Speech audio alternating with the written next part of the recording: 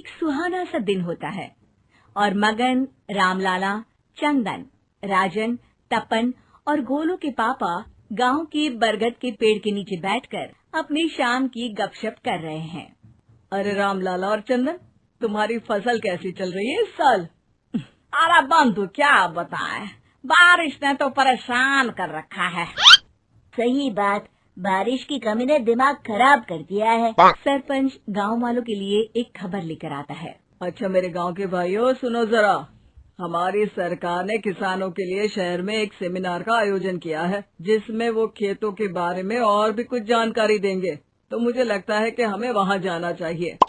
सरपंच जी, मेरे खेतों में कीड़ों ने परेशान कर दिया है, उसके लिए कुछ जानकारी मिलेगी क्या? बिल्कुल, तुम्हारे खेतों के बारे में तुम्हें सारी जानकारी देंगे वो लोग। तुम तीनों को जाना चाहिए, बहुत फायदा होगा तुम्हें उससे। ये कहकर सरपंच वहाँ से चला जाता है और तीनों सोचते हैं कि वो शाम के वक्त मैदान पर मिलेंगे और वहीं से रवाना हो जाएंगे। तीनों दोस्त मैदान पर मिलते हैं और जैसे ही निकलना शुरू करते हैं तभी एक बांसुरी की आवाज सुनकर वो भी उसी ओर सम्मोहित स्थिति में चलना शुरू कर देते हैं।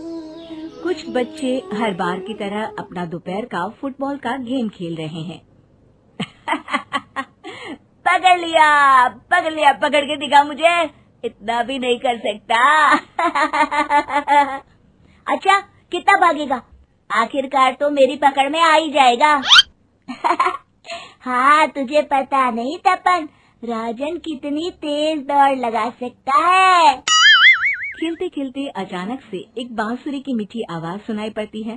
सारे बच्चे उसका पीछा करने लगते हैं। शाम हो गई है और बच्चों के घर न आने की वजह से उनकी माँ मैदान में पहुँच जाती है। राजन बेटे, अरे ओ राजन बेटे, किधर चले गए? इतनी देर हो गई, घर वापस क्यों नहीं आए बेटे?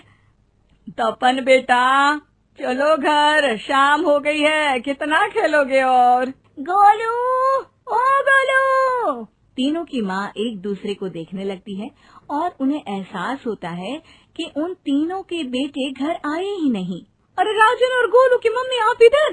राजन और गोलू घर नहीं आए क्या अभी तक? नहीं तो दोपहर में राजन मुझे बताकर गया था कि वो तपन और गोलू के साथ खेलने जा रहा है। मैंने सुना है कि गांव में एक चुड़ैल घूम रही है, कहीं वही तो नहीं ले गई ना हमारे बच्चों को? ऐसा कुछ नहीं हुआ होगा, हम तीनों अलग अलग जगह ढूंढते हैं, इधर ही खेल रहे होंगे तीनों बच्चे। ये कहकर तीनों बच्चों की माएं उन्हें ढूंढने निकल गई। बहुत देर हो गई और फिर भी तीनों बच्चे मिले नहीं। तीनों की माएं मैदान पर फिर से मिलती हैं। सुनिए जी, ये तीनों मिल ही नहीं रहे और मेरे दिमाग में बहुत बुरे बुरे ख्याल आ रहे हैं। अब चिंता मत कीजिए, हम सरपंच से जाकर बात करते हैं, वो हमारी मदद करेंगे। गोलू की माँ सही कह रही हो, चलो चलते हैं। एक उम्मीद की आशा लेकर तीनों अपने बेटों की फिक्र में सरपंच के घर जा पहुंचती है। सरपंच अपनी शाम की चाय पी रहे हैं और अखबार पढ़ रहे हैं। तभी तीनों की माँ हड़बड़ी में भागकर उनके पास आती है। अरे अरे, आप तीनों इतनी डरी हुई क्यों हो? क्या हुआ? ऐसी क्या बात हो गई? तिवारी जी, हमारे लड़के दोपहर से खेलने गए हैं और अब तक लौटे नहीं हैं। हमने उन्हें सब जगह ढूंढा, लेकिन हमें वो मिले ही नहीं, इसीलिए हम भागकर आपके पास आ गए। अच्छा, इनके पिता कहाँ है? ये कुछ काम के लिए शहर गए हैं, इसीलिए हम भागकर आपके पास आए हैं। हाँ, मैं उसके बारे में भूल ही गया था। एक काम कीजिए, मुझे उस जगह लेकर चलिए जिधर वो आखिरी बार खेल रहे थे। सरपंच घर से एक डंडा लेकर तीनों के साथ मैदान की ओर निकल पड़ते हैं। तीनों मैदान पर पहुंच जाते हैं और उन्हें ढूंढने के लिए कुछ सुराग खोजना शुरू करते हैं। आपको कोई ऐसी जगह पता है जहाँ ये तीनों साथ में मिलते हैं? नहीं जी, ऐसी तो कोई जगह नहीं पता।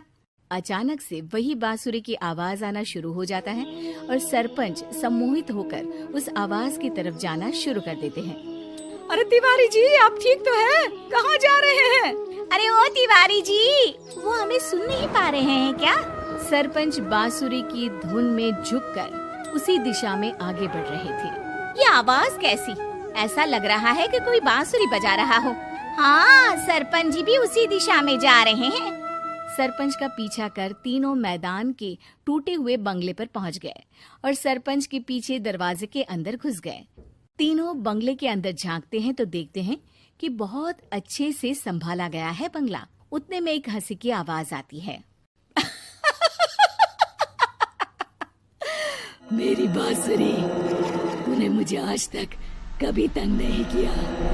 हमेशा अपने जादू से लड़कों को खींच लाती है।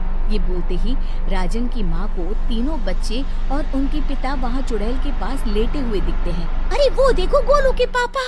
अरे रे। अरे गोलू की माँ, अब चुप रहिए ना जरा। उस चुड़ैल ने देख लिया तो हम भी फंस जाएंगे। इन्हें बचाएगा कौन? लगता है ये शहर गए ही नहीं और इस चुड़ैल ने इन सबको भी यहीं बुला लिया है। अब हमें इन्हें छुड़ाना होगा। एक काम करते हैं। राजन की मम्मी गोलू और तपन की मम्मी को एक प्लान बताती है। बिल्कुल सही कह रही हो राजन की मम्मी, चलो आज इस चुड़ैल को मजा चखाते हैं। तीनों माएं अपने छुपने की जगह से बाहर निकलती हैं और एक्टिंग करना शुरू कर देती है। ये तो बढ़िया है, अब इसका असर औरतों पर भी हो रहा है। वाह जी वाह। तीनों माएं चुड़ैल की थोड़ा करीब आती है। राजन और गोलू की माँ चुड़ैल को पकड़ लेते हैं और तपन की माँ बांसुरी हाथ से पकड़कर तोड़ देती है। अरे पागल औरत, ये क्या कर दिया? मेरी बांसुरी को तोड़ दिया। अब मेरी शक्तियाँ खत्म हो जाएगी। तुम्हें तो अरे तुझे क्या लगा चुड़ैल कहीं की हमारे बच्चों को और पतियों को हाथ लगाएगी तू? बांसुरी टूटने की वजह से चुड़ैल खाक होकर गायब हो जाती है और सारे लोगों की आंख खुल जाती है। सब अपने परिवार को लेकर उस बंगले से बाहर निकल जाते हैं। कहते हैं ना, नारी